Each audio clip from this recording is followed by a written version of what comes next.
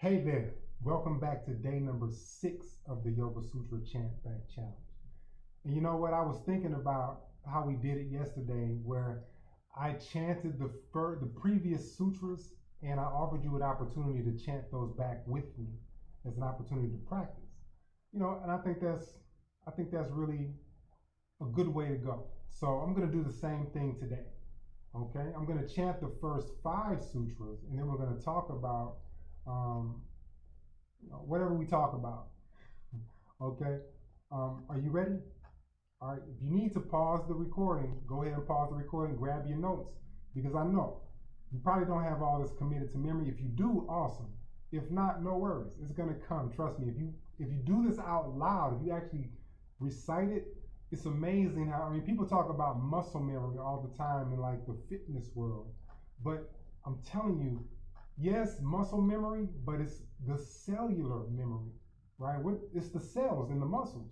So we can go beyond muscle memory and we can say cellular memory. I'm saying this stuff gets into your cells, man. It's like looking at, sometimes you can't remember a phone number unless you're looking at the keypad. It's the same way. It's like, I can chant these whole chapters without looking at the book. But if I think about it, I get tripped up sometimes. But if I'm not thinking about it and I'm just chanting it, it's like I go into a zone and it just flows out of me. This is what happens. So you might not have it committed to memory yet, but if you keep on chanting it out loud, it will start to stick. It'll surprise you. Trust me on that. Roll with it. But I'm going to go ahead and chant the first 5 sutras, and I do encourage that you chant along with me. Okay, so like I said, pause the video if you need to go grab your notes. Otherwise, I'm going to go ahead and start. Here we go.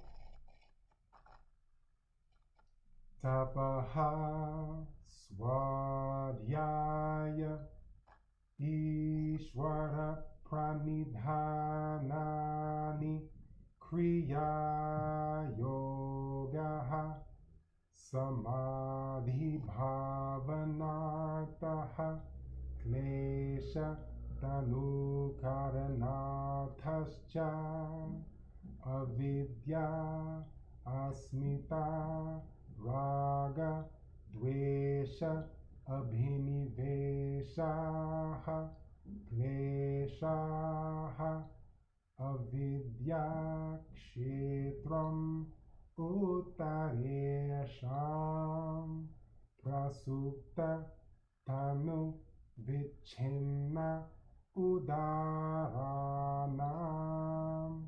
Anitya Asuchi Dukkha Anatmasu Nitya Shuchi Sukha Atmakyatihi Avidya.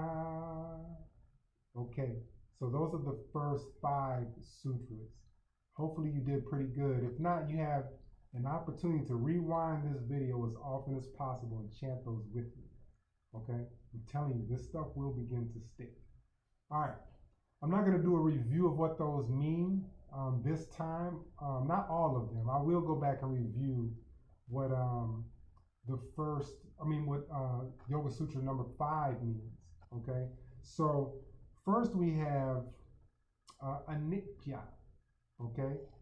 Because we're talking about, okay, what is avidya and what are these things that we're so confused about? What are we fundamentally understanding on a very deep level, all right? And this can create some trouble in our life when we don't understand reality, and that's avidya. Avidya is the illusion, it's the matrix, but what is this? What do we get confused? What do we mix up? All right, and so we mix up anitya, ashuchi, dukkha, anatmasu, right?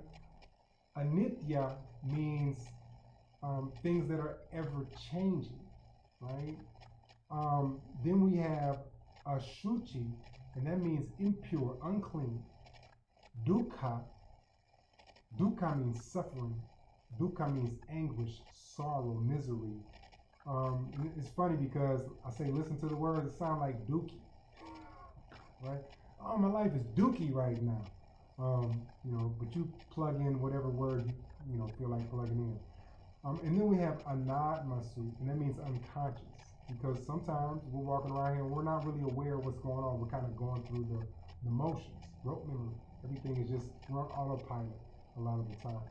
And we confuse those four things with what's impermanent and ever-changing, the unclean stuff, the suffering and the sorrow, and unconsciousness, and we confuse those with what's clean, what's pure, what's permanent.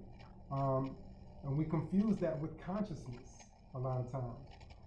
So that's the avidya. Those are the things that we get confused. We flip the equation upside down a lot of times, and we don't even realize it, because remember, avidya is thinking that you know when you actually don't, right? And because you think you know, it never crosses your mind that you don't, and you just kind of go with it as if it's all good. Like, oh, I got this handled. And then we run into trouble, okay? And then we don't know how to handle the trouble. We don't know how to cope with the trouble and navigate the terrain of life during those moments of trouble. All right? And this is why it's so important for us to develop our consciousness and practice yoga in a way where we can see reality in order to discern truth from illusion. That's the whole point on getting our mind right, to be able to discern truth from illusion so that we know what to do. All right, because remember, it's all about living the highest quality life possible. All right, let's introduce Yoga Sutra 2.6. All right, and then we'll go over to the other side and we'll go into more detail about Yoga Sutra 2.6. Ready? I'm ready. Here we go. Drik darshana shaktyoho ekatmata iva asmita. So you hear asmita at the end of that sutra, right? Remember, when we named the kleshas, when we listed them all out, we had avidya. Asmita was the second one. So now we're talking about the second klesha, asmita. So I'll meet you on the other side so that we can really get into the nitty gritty of, okay, what is asmita? What are we talking about? Okay?